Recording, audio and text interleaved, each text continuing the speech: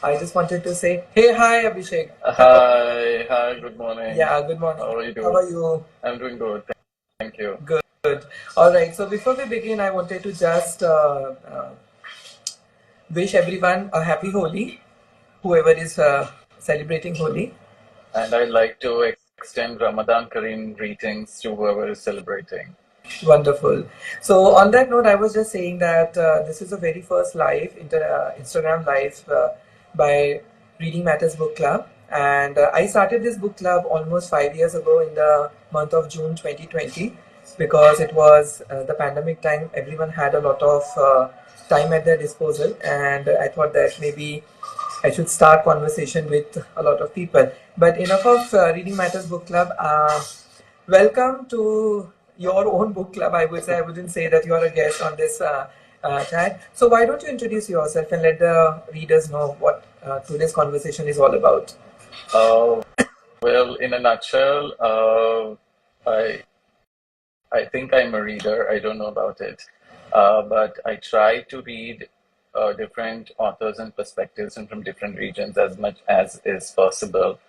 My focus remains African, Arab, queer literature, and I also write book reviews.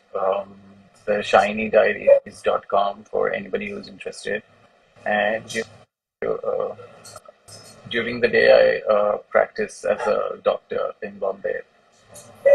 All right. In fact, if I have to recommend your reviews, going by your reviews, I think you writing is a full-time thing, and maybe you being a doctor is a side hustle, if I can say that, because you write such nuanced reviews. I am totally in awe of the reviews that you write. And today we are basically going to talk about a hashtag which I was not aware of, which is called as March in Africa. So I wanted to start on a ridiculous note by asking a very fluffy and a ridiculous question. And the question, I guess, is that it is March everywhere in the world. So why March in Africa? Yes, Neeraj, thank you for asking that because yes, it's smart everywhere, but it's very, very important for Africa as a continent because it was on March 6, 1957. Ghana was the first country in Africa that declared independence. So, and subsequently, a lot of the other countries started getting their independence from the colonial rulers. And the last country, if I'm not mistaken, was Eritrea as late as 1993, Wow. May 24, 1993, Eritrea uh, got independence. And so that's why a lot of African literature, if you read, they center around the colonialism, post-colonialism, and their independence. And when Ghana got independence in March 1957, that's when a lot of the other countries, it paved a way for the other countries too. And this reflects in their literature. It's an important part of their writing. The authors, they bring it up.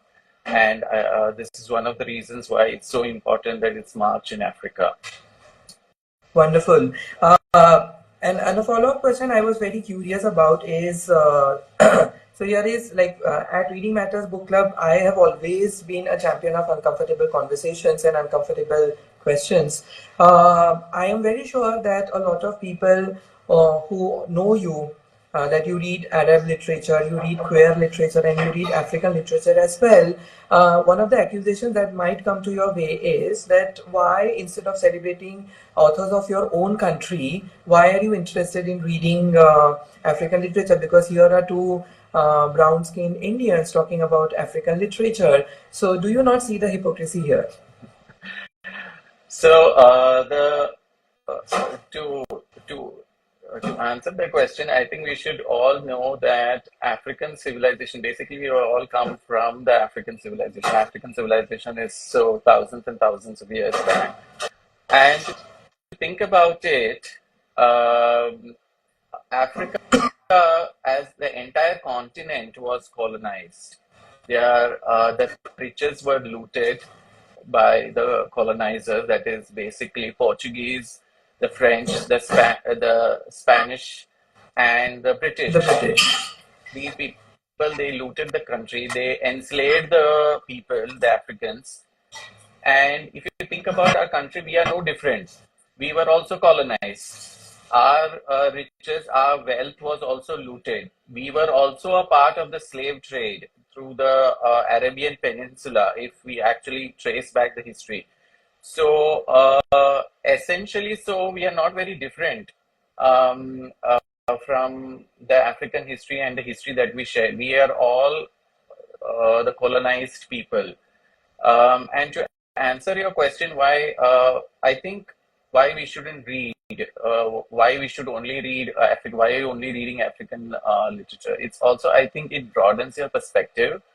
It tells you that you are not the only person on this earth. There are other people who are like you, who share similar histories.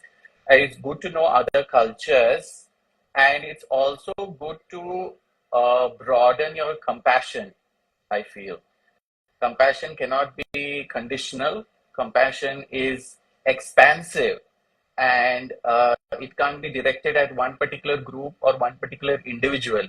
If you're compassionate, your compassion should be for everybody. And reading different literature, reading especially African literature that we are talking about, is, I think, one of the great ways to build your compassion. Yeah. So. And just to add on to that, I think that if we talk about this book in particular, which you very kindly recommended, I know that you have been talking about this book, An African History of Africa, and I have a few. Oh, that's wonderful, right? So such a lovely color, also, right? I know, right? uh, if you look at the blurb, the very first line, it says that everyone is originally from Africa, and this book is therefore for everyone. So in essence, we are actually trying to learn about ourselves, and we'll, in the course of this discussion, definitely we are going to talk a lot about this. But I really like what you said, which is compassion cannot be selective. It has to be expansive. It has to be all inclusive also. And speaking of the word inclusive, I also would like to highlight the fact that if you look at the number of books that I have, right, I have always prided in being a reader, right? But when I started interacting with you in particular, I realized that if I actually do a head count out of all the like 1,000 odd books that I have, I think more than 90% would be by white people. And the extent of the books written by African authors is only, if I can show you this, it's only this much. So this is the extent of my books from Africa out of all the numerous books that I have. So that was kind of very eye-opening. It was humbling as well. And a lot of amusing things about Africa. For a lot of people, Africa is a country, not a continent, and that came as a surprise to me. Like, okay, we are so far ahead in our ignorance that we basically do not know. And the very fact that civilization started in the continent of Africa, it goes on to say that we should be picking up a lot of literature from Africa. So my question, yeah, please go ahead. Africa is a continent, and people refer to it as a country. Actually, you just switch the words actually over there. So people should know there are a lot of countries in Africa. Many of times I hear a lot of my friends saying, "I went to Africa." Where did you go? The whole continent. So please stop doing this. Please stop doing that to the beautiful continent that it is, the wonderful countries that it is, and the wonderful culture and the civilization that it is. So yes, that's a good point that you highlighted. Yes, so because people, I mean, are so used to interchanging, like the way I just switched. I mean, in my mind, I don't know whether I was talking about continent or country. And of course, there are 54 countries in the continent, beautiful continent of Africa. And coming back to your uh, uh, reading, the kind of books that you have been recommending on your blog, and as well as on your Instagram. I know for sure that you have read across the continent. You have read literature from Somalia, from Mozambique, and many other different countries. A total of 14, if I'm not wrong, 13 or 14 countries that you have read. So, taking a cue from what you said earlier, do you think that most of the African authors, basically, did you find any commonality or any difference in the way they are narrating their stories? So, thank you for again saying that. I'm humble, but at the same time, I feel I've read from 13 countries, and there are 54 countries, so it's really nothing, I would say. And I've just managed to read one author from one prominent author from each of these 13 countries, and one book. The 14th book I've read is from a disputed territory called Western Africa, Western Sahara. Oh, So it's not been recognized as a country yet, but it's a disputed territory. So I was lucky enough to read a book from that region as well. So that is 13 plus 1, I will say. So the commonality, if I have to say, is most of the authors, like I said initially, also the most of their literature is seeped into the colonial past or the post-colonial struggles that they have had. So there is always this thing that is this will be there somewhere in the narrative. It is never hidden. It's never for your interpretation or subtextual. It's always there. It will be there. And the thing is, after receiving independence, most of the countries have slipped into civil wars. hmm. Essentially, so because all the countries, Africa is a very rich continent with abundance of natural resources.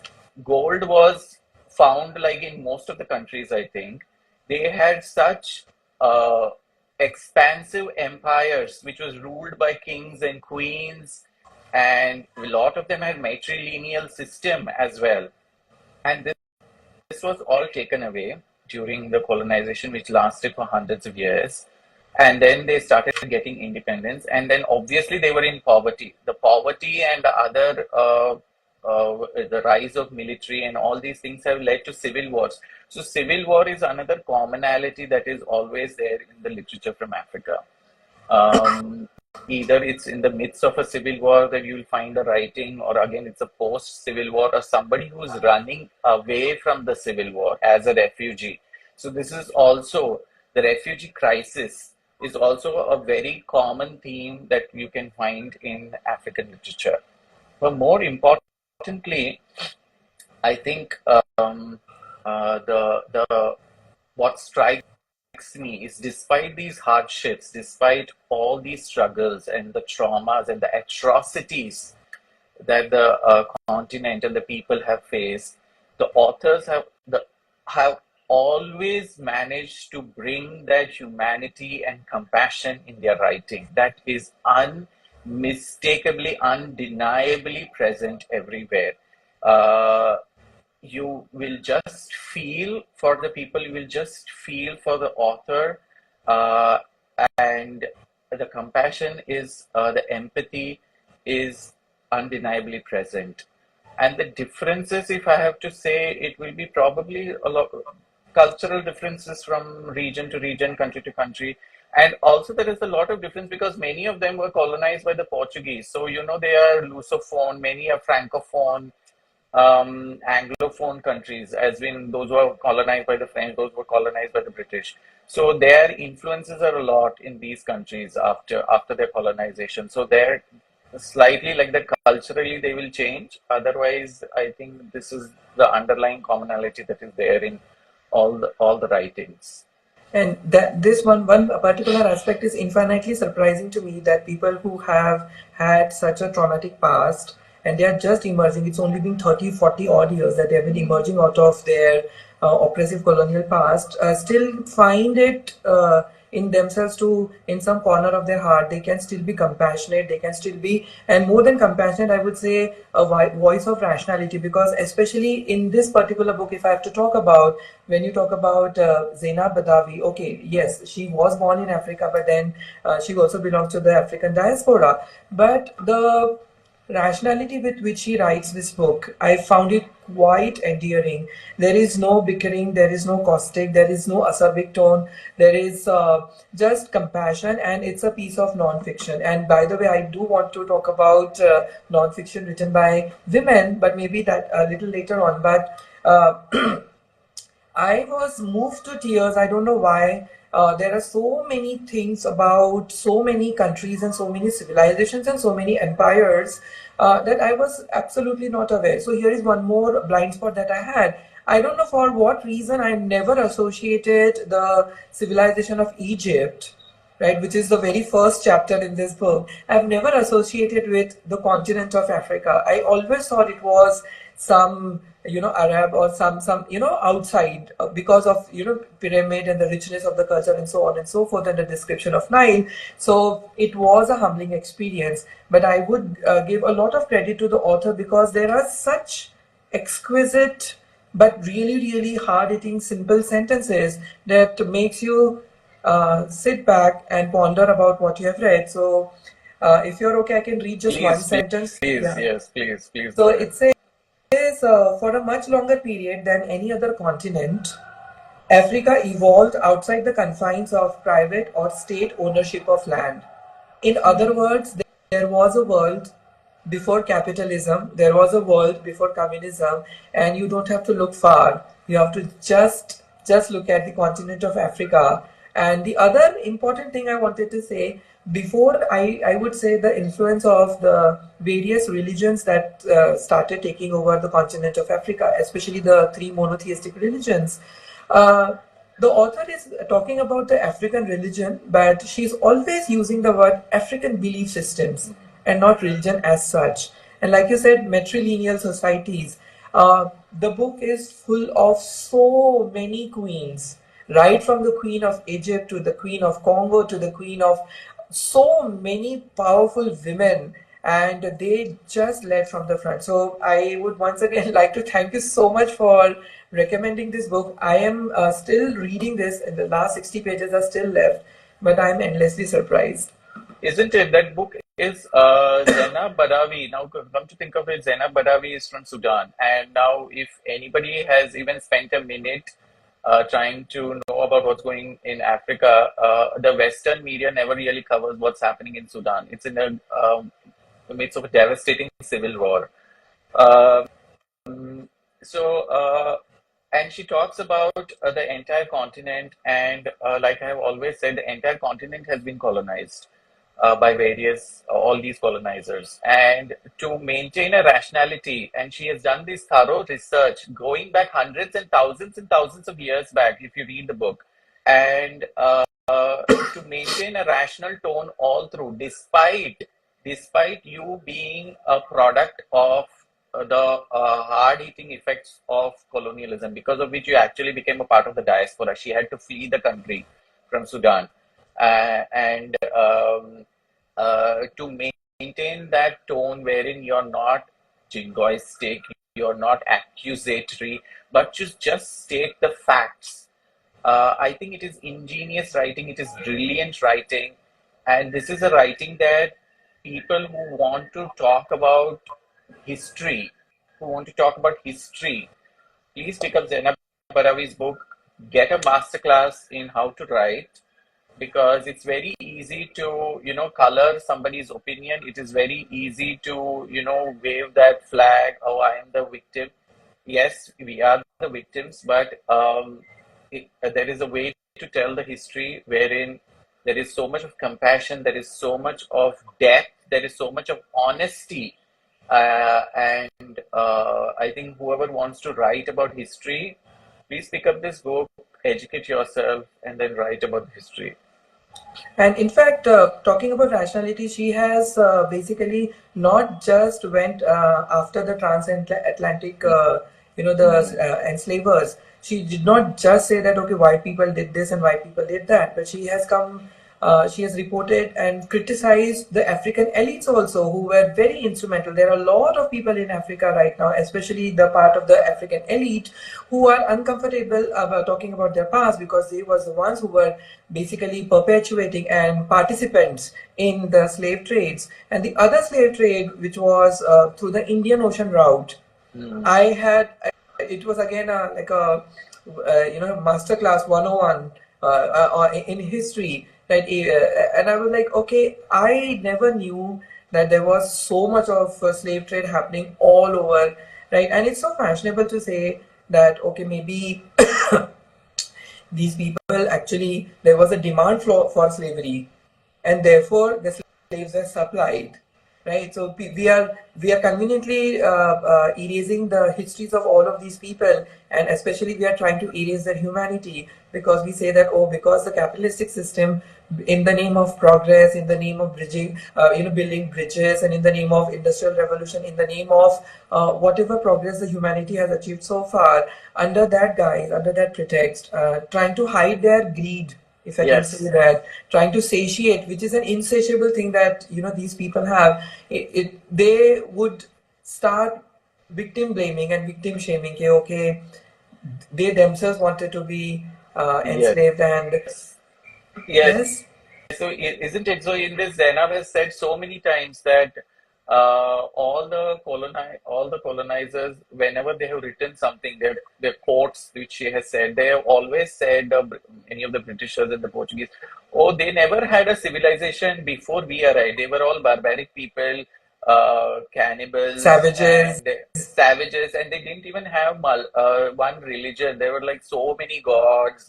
Of course, the white people will never understand that, right? Because for them it's one god, and if you're having multiple gods, even it's we are not civilized.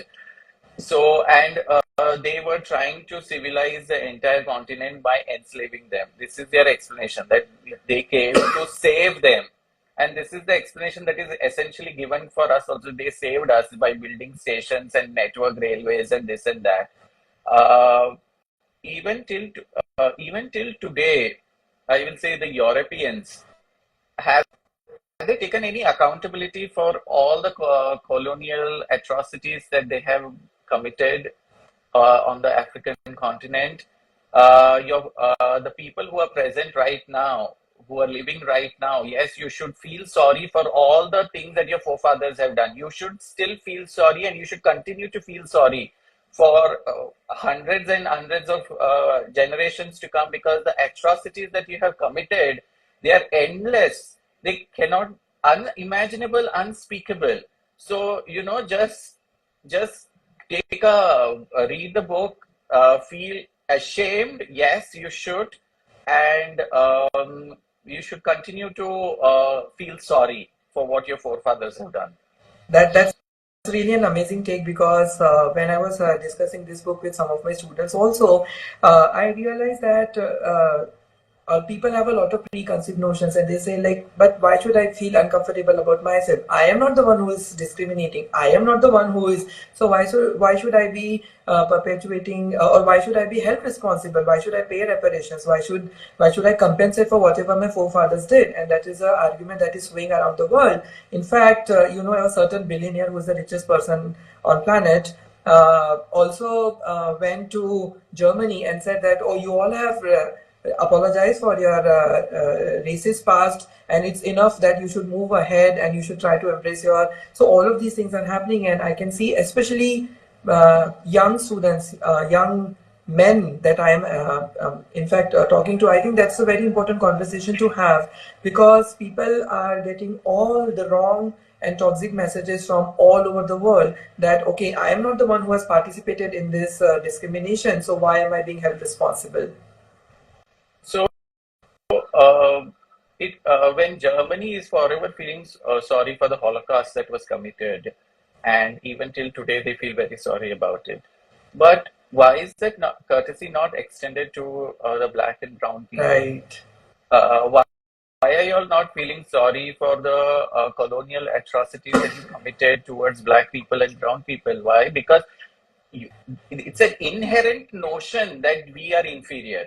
Like, Right. it's not gone. It's not gone. It's still It's there. like it's still there. Hmm. That's why you feel sorry for the Holocaust. It's like selectively you feel sorry. Selective compassion, which I said. Right. Selectively, I will feel compassionate for certain people. Others, I will not feel compassionate, like how Palestinians are not shown any compassion right now. So, Right. this selective compassion, and that is why I think the African history has been written by Westerners, and hence you never find any mention other than Egypt. Egypt itself is always, people think it's not a part of Africa. Let me tell you, it's a part of North Africa. So what we learn, African history means Egyptian history. Egyptian history was just a tiny speck, and there were so many other glorious histories which nobody mentions. Because how will you mention, right? Because you all thwarted it. You killed all those people. You took all their riches and ran away. What will you say?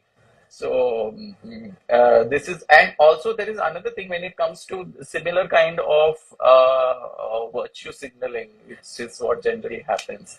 They also say about the queer literature that comes in Africa. The queer people are facing so much discrimination, and look at all that. But come on, you colonized them. You left your colonial laws. You impose those colonial laws in that country.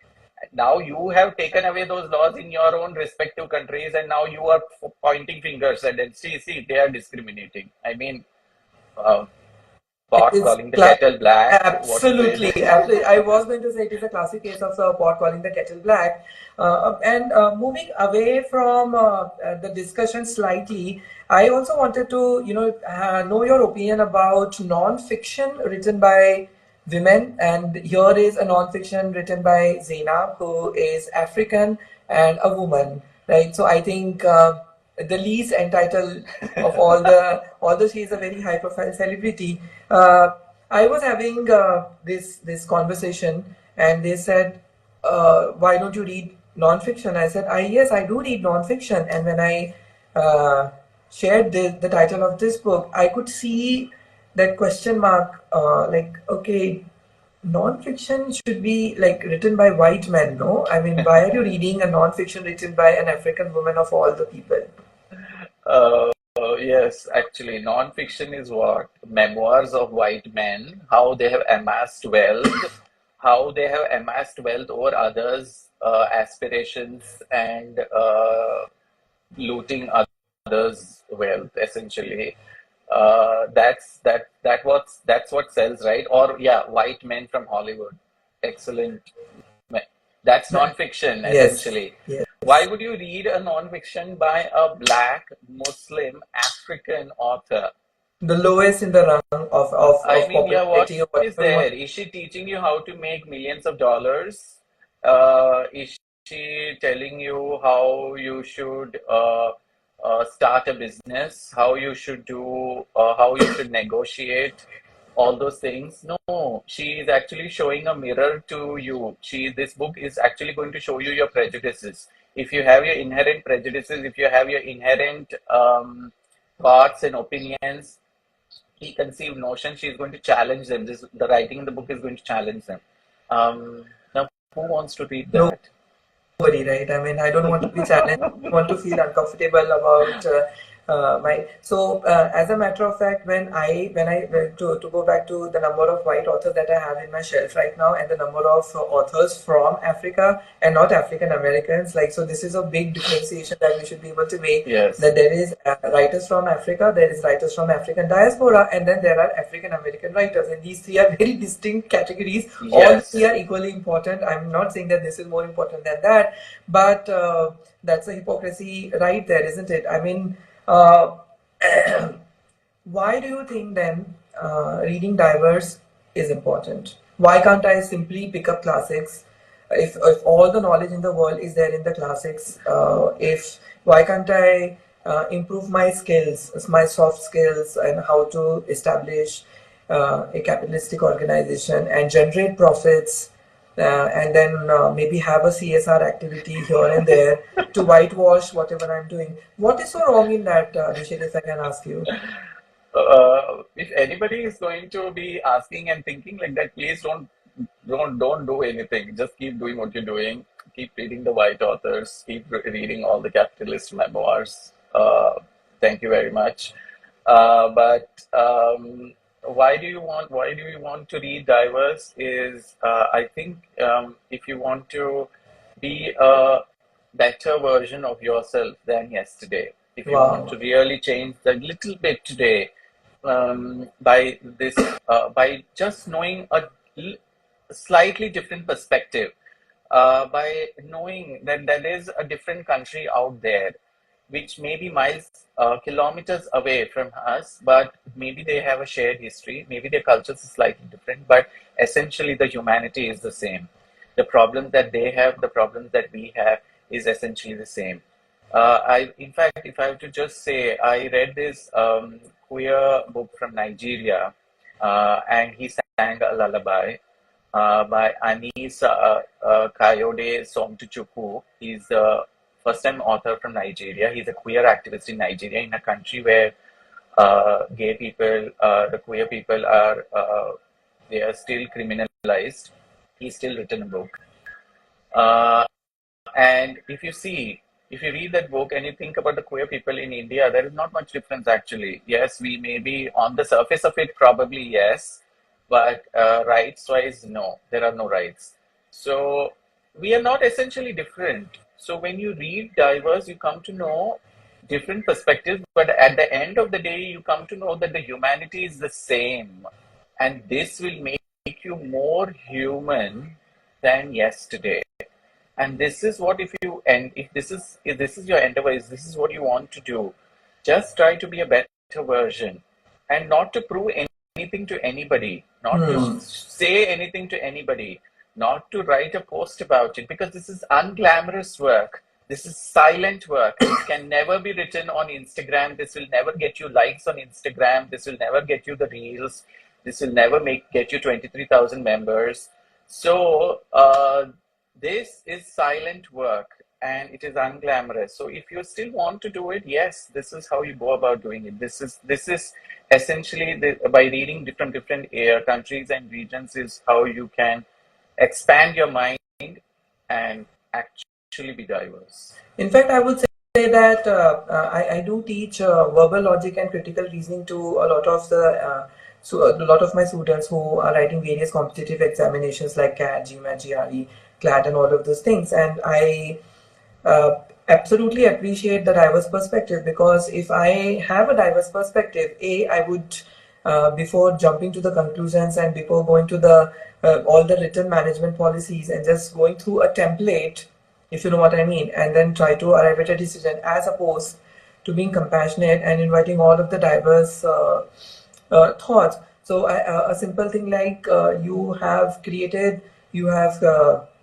build an organization, a physical building, but it has no access to the physically disabled people, right? And that says a lot about your designing process as Correct. well. And that is why I think reading diverse matters.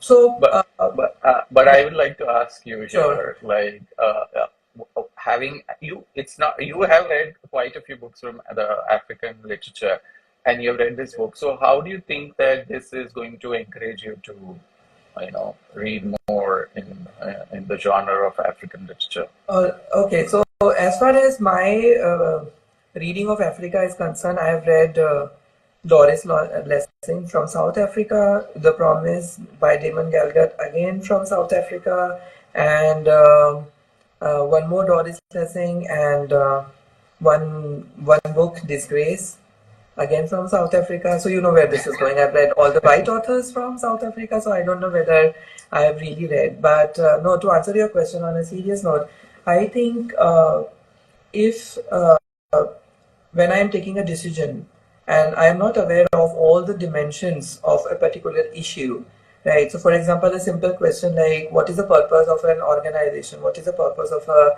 company to exist, right? So, one answer could be it exists only to make profits, and another answer, I saw it on TED Talks or somewhere, I forgot the name of the author, and they said that that is not the purpose of your organization. The purpose of your organization should be to expand your current customer base, so that you keep on trying to find out more and more and more customers.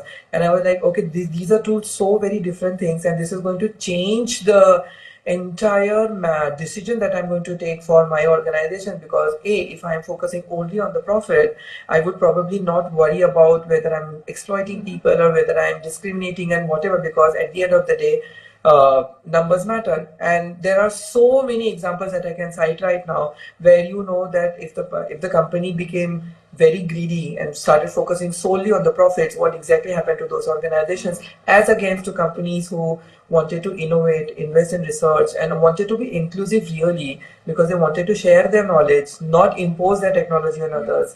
So I think it's directly relevant to what I'm teaching in the class. It is an uphill battle because what I try to say, I'm still struggling to find a rational voice like this. Because when I start talking, people think that okay, he's going on a rant, and I'm using some language which probably is not accessible to them, and therefore they say, oh, but capitalism we understand. It's very simple. I just need to exploit the other people and get profit for my own organization. I understand this, and therefore I'm going to train myself into that. So Okay. I think right from the language, like what language you are supposed to Yes. write, what language you're supposed to use, to basically also evaluating your own entitlements, isn't it? So if you allow me, there's one small anecdote that I wanted to share with you. There is Please. something we called as statement of purpose. All right, and I was teaching statement of purpose in one of my classes, and I gave them a topic which was from one of the Ivy League MBA colleges, and it was not something the topic that I gave. Anyways, the topic is not relevant, but when I collected the sample statement of purposes and the essays also, right? So it was not exactly SOP. It was like a WAT is what. Let's not get into the technical terminologies.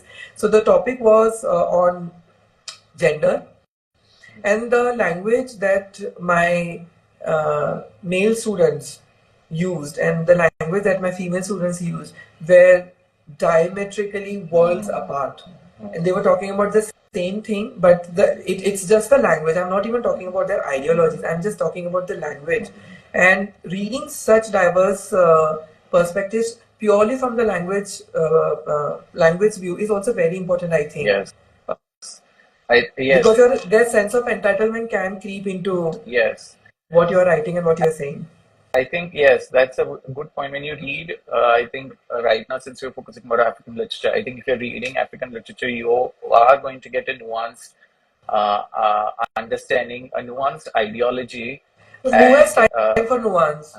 yes, I don't have time for nuance, Abhishek. that's $1 million question, right? At this point, I think maybe we can ask if somebody has any questions to ask us. Yeah, so because this is our very first Instagram live, I absolutely paid no attention to who all are joining. So people who are joining, Hi, thank you Juhi. for joining. Hi, Juhi. Shout out to Juhi. Yes. Thank you for joining. And if anyone who is listening right now, if you have any questions, feel free to ask a question right away. By the time people are actually asking questions, I would want to ask from you, if a person is now genuinely interested in reading African literature, what would you say? Where should they begin? So the book that we have been talking about, yes, if you want to begin there, you can begin, but it's a 500 plus page book. It's a non-fiction book. It may be difficult for a lot of readers to read, but if you still want to read it, it's an excellent beginning. I think it will just give you a snapshot onto the African history and the people and the culture and everything. But if you want, since I read majorly non-fiction, so I think we should the easiest that you will come across is South African authors. They are mostly white authors. Let's try to move away from that. Let's make this has to be a conscious decision. When you're going to be reading something like an African literature, you should make a conscious decision on what are you reading, who are you reading, and some of the literature may be difficult to get from a lot of the countries because many of them are in the midst of a civil war right now. So, lot publications are not really happening, translations are really not happening. So, it may be a little bit of an uphill task, but we can start with more easier places like Nigeria. It's very easy to get literature from Nigeria.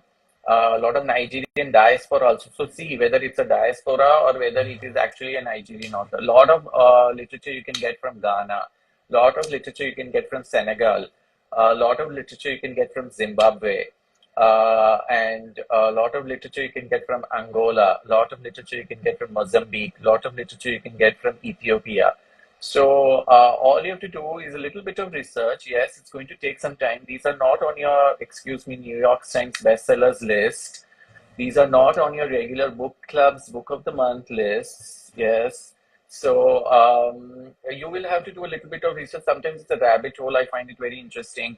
And while you're researching, you sometimes come across some great works. Like I came across a queer Somalian book by Adir Jama. He's a queer Somalian author. I didn't know about it. So, and some countries have some very prominent authors, like for Somalia, there is Nuruddin Farah, a lot of books he has written. Abdul Razak Gurna, don't miss Nobel Prize in Literature. You want to make a beginning in African literature, pick up one of the books. I think he's written 7, 8 books. Abdul Razak Gurna, he writes from basically from Kenya and Tanzania, from East African literature. His is. Uh, you want to read about Mozambique, Mia Couto is a very prominent author from Mozambique. So, such such kind of David Diop, he's a Senegalese author. He was also Booker Prize nominated. So, I think won need, the Booker Prize. I think international yes, Booker Prize. I think David Diop is very good. You can But he's read. from diaspora, if I'm not wrong, because he was born in Paris, if I'm not Mhm. wrong. But he generally writes about Senegal also. Senegal, So in yes. case you want to find something from Senegal. All right. Yeah, Gyazi is good, but again, she's diaspora, writes about Diaspora, Ghana. Ghana. But I think her book, Homegoing, is an excellent book because it talks about 17th century Ghana till the 19th century. So it's a wonderful book. Actually, the history of Ghana is there in that book. And so I think this is how you make a beginning. Keep it small, do it. But the more important thing is to make a beginning. I think we have a question.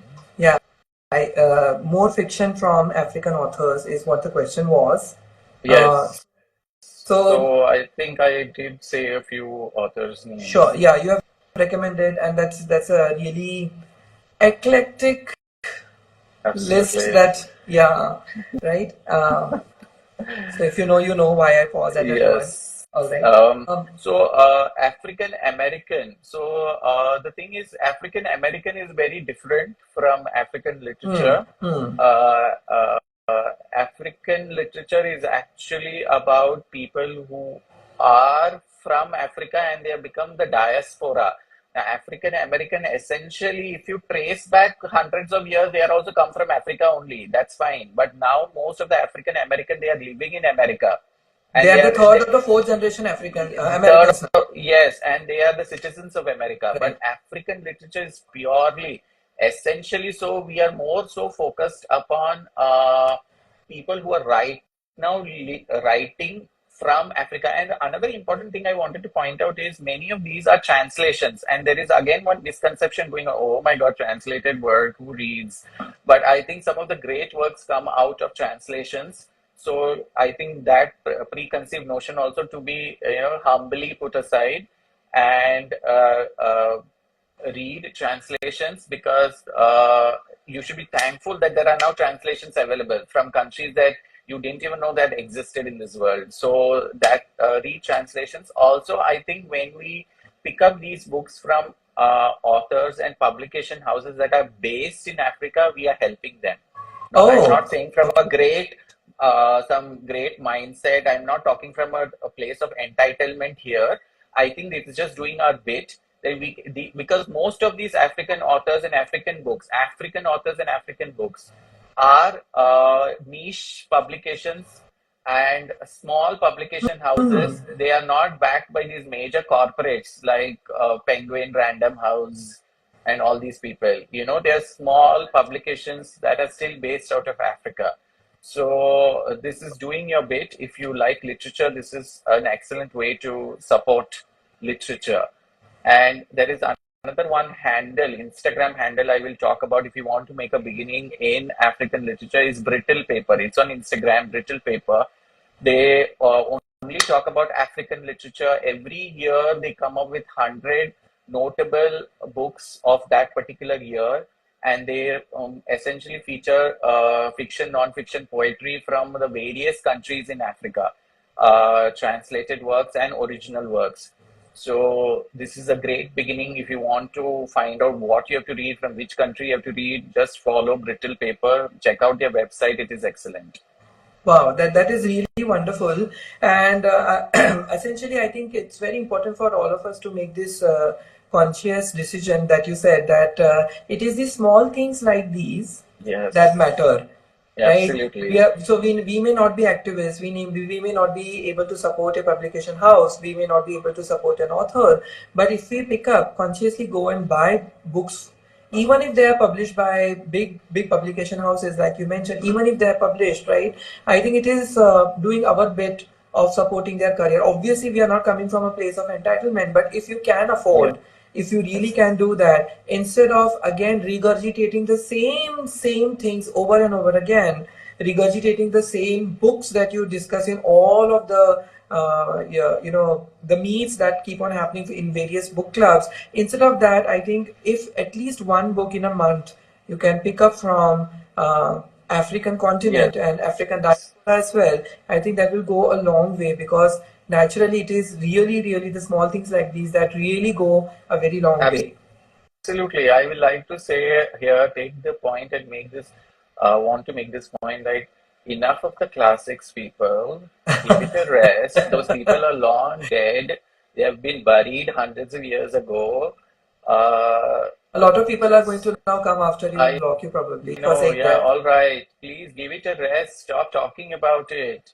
Okay, and even if you want to keep reading the classics, great, but at the same time, pick up something else also, so that it just broadens your mind and you're not stuck in one time Right. loop. If you know, you know. Yeah. So I think that is what makes a reader, no? Yes. And again, we are not talking from the point of entitlement. We are not condescending. We Are know, right? we? Okay, no, not really. Maybe we don't know. So, Only time will tell. but yes, it's just a nudge, just little bit. Just even if one book from Africa in a year, now that's not too much asking, Yeah, is it? it's really not too much. Absolutely. And for all those who want to start from, like to where to start from, I thought that you would ask me this question, but you went off the script, so I will answer the question nevertheless. Because it was there in the script and you did Oh not my ask God, me. I thought it was so scripted, right? I All right. forgot. Anyway, so I would say I found this a very good start. I am almost 40 pages into the book. This is a book called as Glory by No Violet Bulawayo.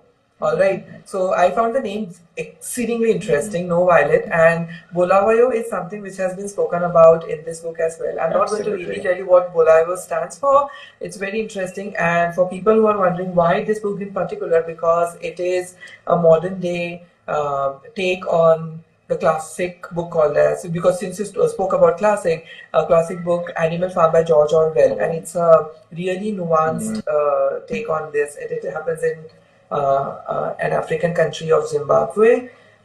So yeah, right. I would recommend Wonderful. start from here, because you Wonderful. already would have some notion about you. Obviously, everyone has read Animal Farm multiple times, which I think it's high time to give it a rest. Although I do appreciate the endearing quality and the enduring quality of that classic, and I'm not demeaning it in any way.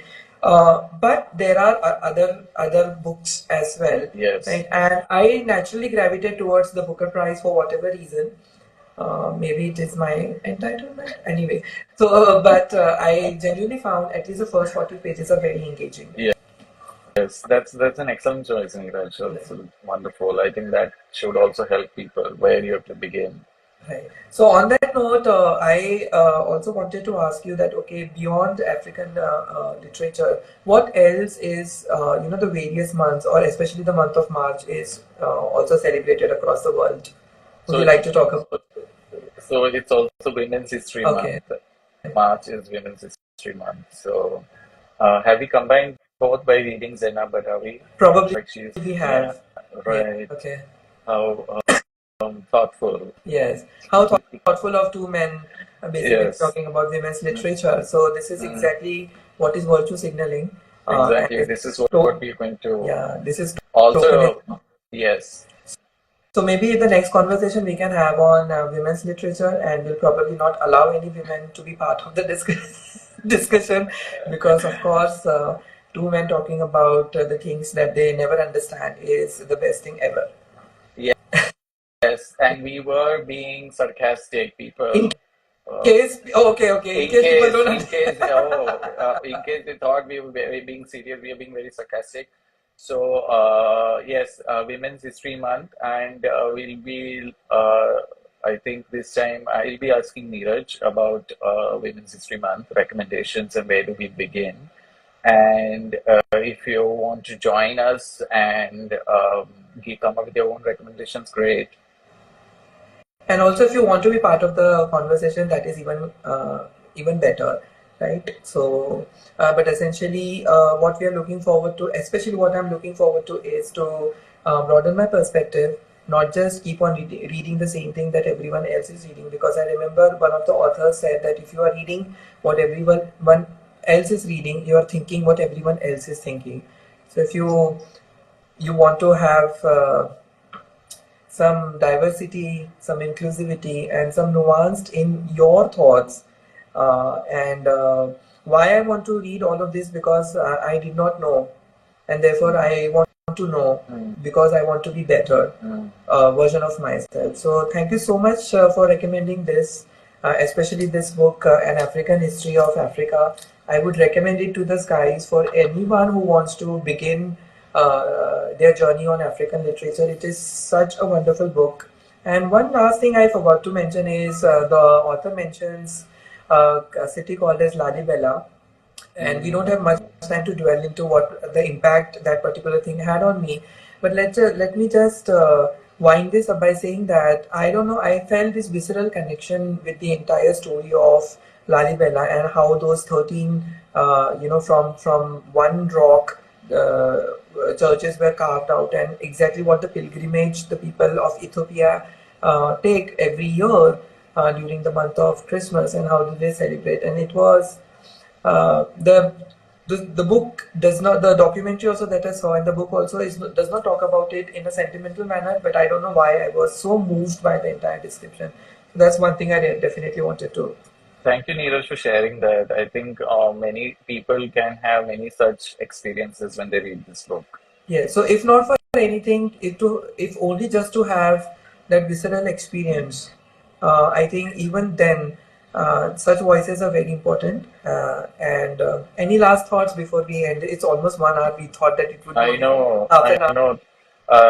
People who are still watching and joining, I think shout out to all of you all. Madhvi, I can see you, and Juhi, you've been there.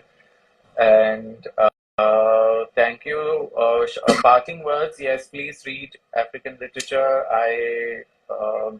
I'll be very, very happy if we all can be a part of this. We all can then discuss about it. We can all have different perspectives, and you can read different books. You can teach. You can tell me. We can tell. We can just educate each other. It's going to be such an enriching experience once we start doing it. It's not that one person knows more. It's like let's all know, let's all tell each other, let's all educate each other, and that's the whole point of Yes. hashtag March in Africa. Yes, and I would just like to add that it's, I think, absolutely okay to say that you inspire me and that I want to learn from you, Oh, instead of simply thank you, competing. Yeah, and you instead of simply competing. inspire me too. Yes. Thank you so much for that, because I think it's more important that we collaborate and uplift each other, because there is space for everyone to grow. It's not a zero sum game. So I think it is normal. It should be normal to say that you inspire me. It should be normal to say that we inspire each other. Right. And it is absolutely okay to say that, okay, I did not know better. Thank you for educating me and opening up this absolute treasure trove that is African literature. On that note, Absolutely. for anyone who is listening to the conversation, I would be sharing this on Instagram, and I would encourage every one of you to give Abhishek a follow on Instagram, because he absolutely reads very diverse literature, and maybe give Reading Matters Book Club also a follow. Yes, shout out to Reading Matters Book Club and Neeraj's handle. Neeraj, a writer No with life. no words, No with no life. life. Yeah, a writer with no life. So yes, please follow Reading Matters Book Club. I think we will soon post if when we are going to do the Women's History Month live session. All right then. Have a great day ahead. Thank you. Bye. Bye.